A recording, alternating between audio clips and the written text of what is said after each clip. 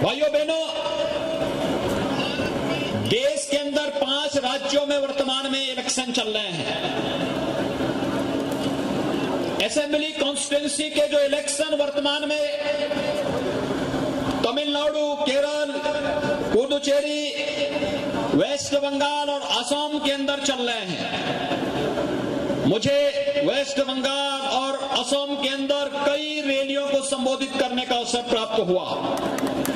मुझे पिछले दिनों केरल के अंदर भी जाने का अवसर प्राप्त हुआ था।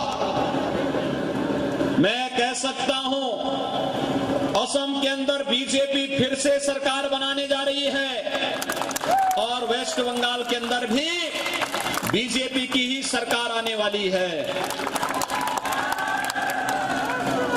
तमिलनाडु के अंदर ये डीएमके और बीजेपी का एक गठबंधन अगर मिलकर के चुनाव जीतता है तो प्रधानमंत्री मोदी जी के विकास के अनुसार सबका साथ, सबका विकास और सबके विश्वास का एक गठबंधन फिर से प्रतीक बनेगा। और यही अपील करने के लिए आज हम सब आपके बीच यहां पर उपस्थित हुए हैं। भाइयों बहनों, तमिलनाडु में प्रधानमंत्री मोदी जी की विजन के अनुरूप डिफेंस कॉरिडोर की स्थापना भारत को सुरक्षा क्षेत्र में आत्मनिर्भर बनाने और तमिलनाडु को भारत की रक्षा उत्पादन के एक हब के रूप में स्थापित करने की भी एक बड़ी महत्वाकांक्षी योजना के अंतर्गत एक कार्यक्रम आगे बढ़ रहा है। और मैं विश्वास के साथ कह सकता हूं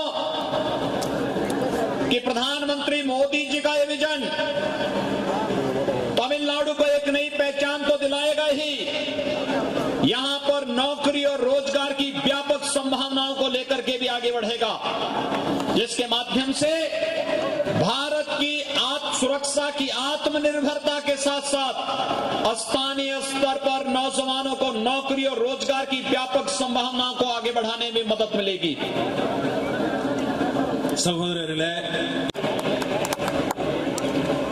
मित्रों, तमिलनाडु को एक नई पहचान दिलाने के लिए आपके पूर्वजों ने जो प्रयास और परिश्रम किया, आज कोयम्बटूर उसका जीता जागता उदाहरण है। कोयम्बटूर की यात्रा एक नई दिशा में बढ़ सके, भारत के यशस्वी प्रधानमंत्री श्री नरेंद्र मोदी जी ने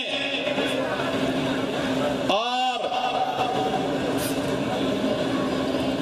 एनडीए फर्स्ट के हमारी डिफेंस मिनिस्टर निर्मला सीतारमण जी ने कोयम्बटूर में डिफेंस कॉरिडोर को इसकी स्थापना करने में जो योगदान दिया, आज उसी का परिणाम है कि जब भारत अपनी सीमाओं की सुरक्षा के लिए पाकिस्तान पर सर्जिकल स्ट्राइक करता है तो विंग कमांडर अभिनंदन भी इसी तमिलनाडु की धरती से पाकिस्तान के छक्के छुड़ाने का कार्य करता है।